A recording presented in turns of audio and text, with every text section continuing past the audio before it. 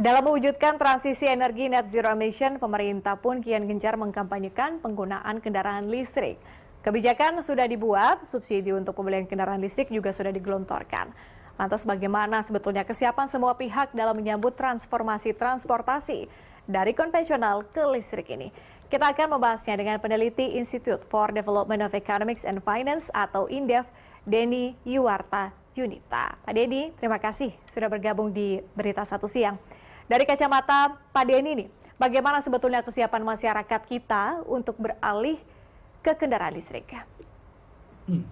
Ya, benar Mbak, terima kasih. Jadi saya melihat memang ada semacam persepsi yang masih perlu untuk ditingkatkan ya, utamanya terkait dengan bagaimana masyarakat ini bisa beralih kepada kendaraan listrik gitu ya Mbak ya. Jadi karena kami melihat mulai dari infrastruktur hingga harga jual ini memang tidak cukup untuk memberikan daya dorong ya kepada masyarakat untuk beralih kepada kendaraan listrik gitu. Tadi sudah disampaikan dari sisi infrastruktur ya, dilihat bahwasanya aksesibilitas pengisian kendaraan listrik maupun penggantian baterai itu juga masih terbatas, dan kemudian dari sisi harganya itu juga masih tinggi. Jadi itu jadi semacam disinsentif ya bagi masyarakat untuk mereka itu beralih kepada kendaraan listrik. Jadi masyarakat masih lebih nyaman untuk menggunakan akses kendaraan yang berbasis fosil seperti itu. Pak Denny, yang dimaksud dengan infrastruktur di sini untuk kendaraan listrik, apakah juga terkait dengan tempat ngecas atau mungkin hal yang berkaitan secara teknis, atau mungkin ada hal-hal lain, Pak, yang disebut di sini dalam hal infrastruktur? Ya, benar. Jadi pertama pastinya adalah ada dua infrastruktur yang saya lihat kemudian perlu untuk ditingkatkan. Yang pertama ada infrastruktur produksi, yang kedua ada infrastruktur aksesibilitas gitu ya. Nah, SPKLU ini lebih kepada aksesibilitas. Aksesibilitas ini berpengaruh pada bagaimana kenyamanan ya masyarakat atau keyakinan masyarakat untuk menggunakan kendaraan listrik.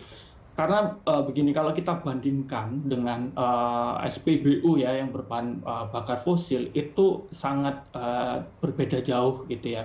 Terlebih kalau misalkan masyarakat ini mau menggunakan kendaraan listrik dan ternyata jangkauan SPKLU-nya terbatas, itu yang kemudian menjadi disinsentif sendiri. Itu yang pertama.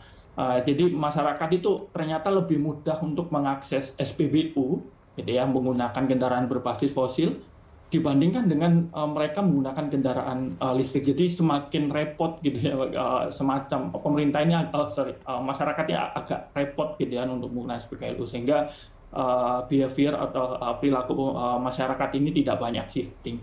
Itu dari sisi infrastruktur aksesibilitas. Oke, Pak Denny, selain infrastruktur tentunya kalau bicara soal tantangan, saya pikir ini agak luas ya Pak ya. Tapi bagaimana sebetulnya menggambarkan tantangan mendasar Indonesia untuk beralih ke kendaraan listrik? Ya, berikut tantangan berikutnya adalah terkait market ya, Mbak ya. Jadi kami melihat bahwasanya market terbesar di market terbesar kendaraan di Indonesia itu lebih ke segmen MPV gitu ya. Nah, dari sisi market itu ternyata kendaraan listrik juga belum banyak menyasar ke MPV. Itu yang pertama, itu yang jadi tantangan berikutnya. Padahal dari sisi behavior masyarakat itu lebih nyaman untuk menggunakan MPV itu. Kemudian dari sisi insentif produksi tadi Mbak, kita bisa melihat bahwasanya pertama komponen biaya terbesar itu ada di baterai pastinya. Itu bisa sampai 30 hingga 50% produksi. Nah, kalau di negara-negara lain ada banyak insentif di sisi produksi ya.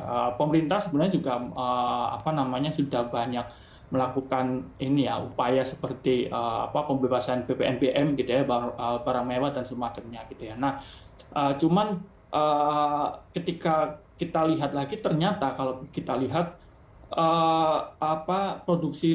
baterai di Indonesia memang cukup mahal. Terlebih ternyata basis bahan baku baterai di kendaraan listrik itu ternyata sekarang arahnya bukan ke nikel, gitu, arahnya ke iron ya. Mhm.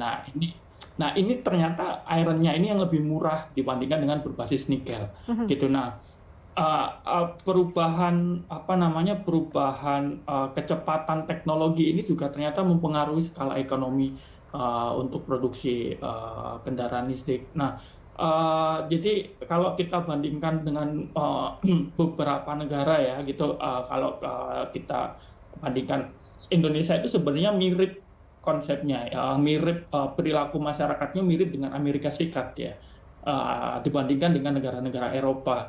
Nah, kalau negara-negara Eropa itu lebih suka mereka menggunakan transportasi umum gitu Mhm. ya, dan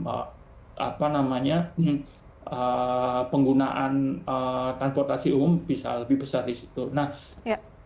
kita sama US yang mana kita lebih banyak ke kendaraan pribadi. Nah, di US itu ada semacam insentif untuk kredit murah kendaraan bermotor. Baik. Itu. Jadi kendaraan listrik Mhm. ya itu sebenarnya untuk meningkatkan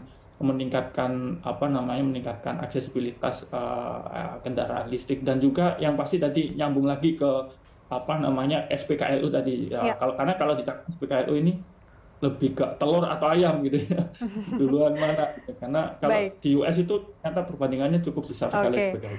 Baik, Pak Deddy, artinya memang masih banyak tantangan yang kemudian harus dijawab oleh pemerintah ya. Seberapa Betul. siapkah kita untuk beralih ke kendaraan listrik? Itu nanti kita akan lihat bagaimana jawaban dari pemerintah.